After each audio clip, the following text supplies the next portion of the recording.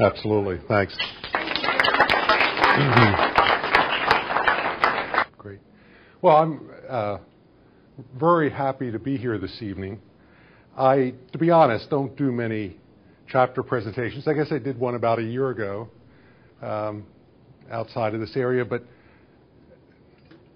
after a while, I can't generate much enthusiasm for it. But when I was asked to do this, I got really excited because in terms of my professional growth, certainly no one impacted me more than Joe Harless. And I'll give you some context. I got fascinated with human learning as an undergraduate. And I graduated from Rutgers, I'll give myself away, in 1970. And as part of as part of your major, you had to do a undergraduate thesis or final paper. And I did mine on the computer simulation of human cognitive processes. Now, this was 1970. We're talking punch cards and running them at night. Okay, so some of you get that. And but I was just really interested in how the brain operated and how we could get information into people's heads more efficiently and more effectively. And had an opportunity, finished up at Illinois because of the Plato project. Now, that'll really give away how old you are, okay?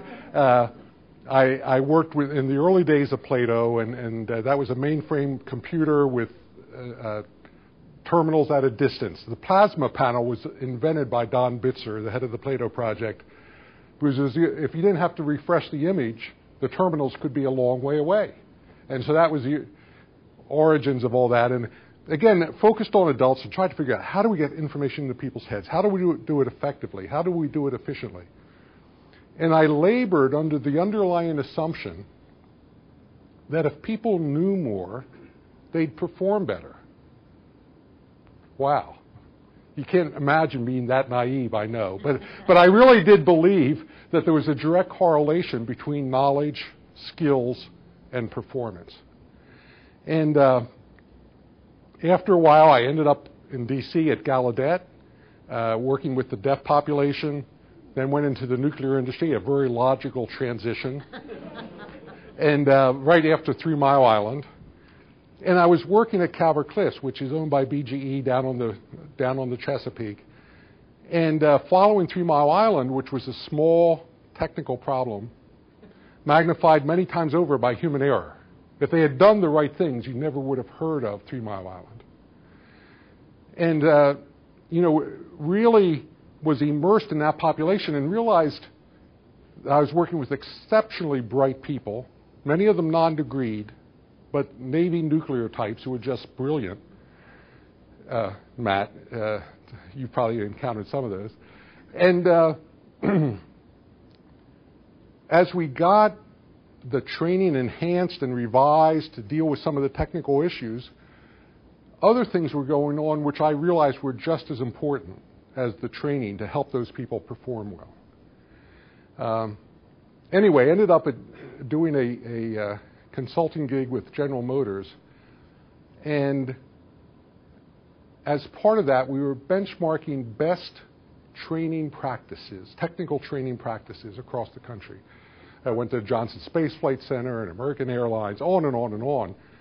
And as part of that project, GM said, we want to go to a job aids workshop by this guy down in Georgia by the name of Joe Harless. Okay. My mental model, more information, quicker, better, leads to high performance. Go down to a 2-day workshop and suddenly realize the whole assumption under which I was working was dead wrong. That we tend to put far more information into people's heads than they should ever have in memory.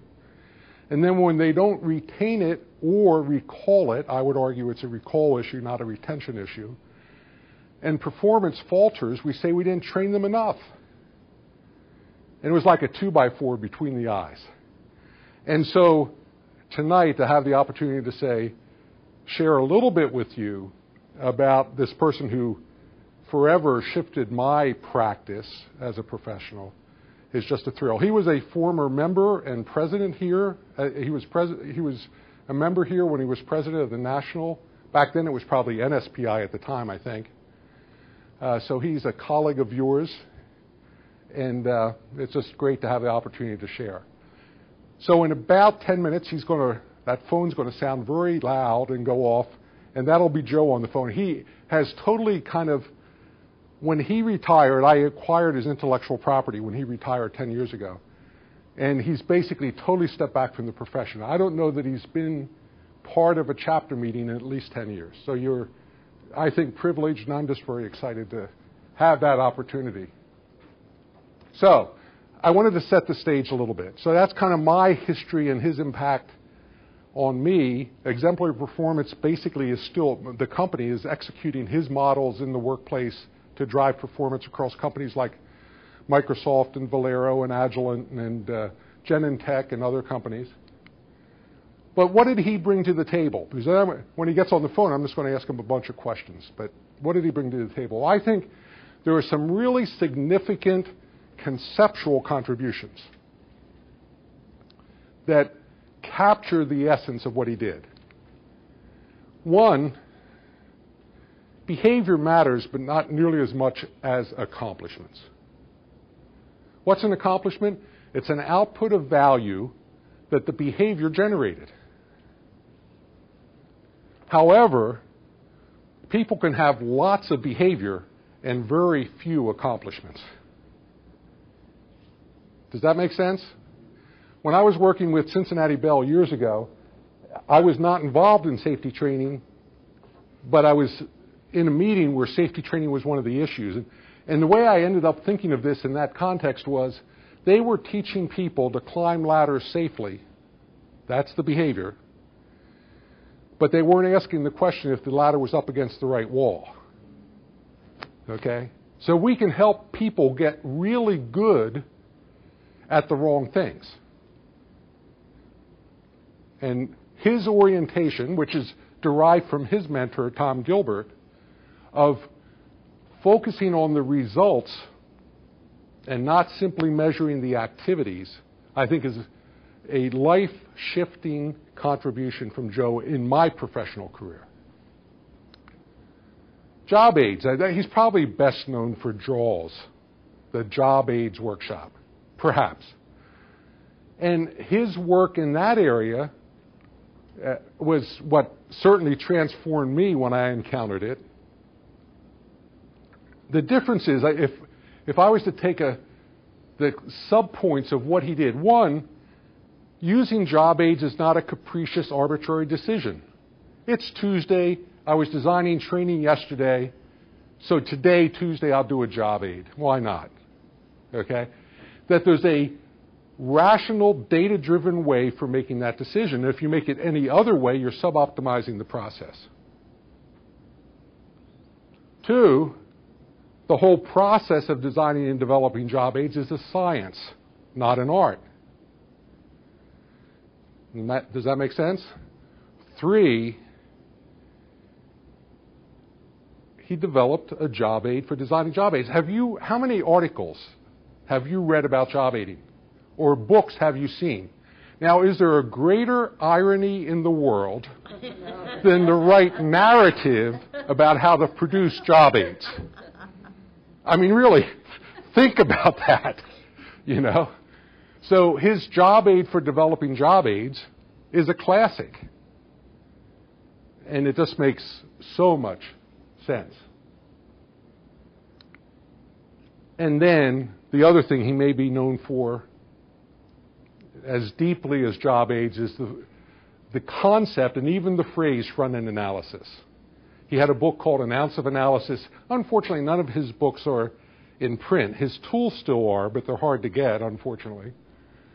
But he had this book called An Ounce of Analysis, and basically he said you'll never get the rear-end results without the front-end analysis. You know? And jumping to solutions without data is an irrational behavior. And yet we do it all the time. And we facilitate our clients doing it. They come to us with requests for solutions, and we say yes. I think of this sometimes as the difference between the pharmacist and the internist. Most of our clients ask us to be pharmacists. They've written the prescription. They want us to fulfill it on time, in budget, 27 sessions in these 3 countries by the end of March. Okay? And we say, yes, but could we have till April 15th? That's not a probing question, folks. That's not doing analysis.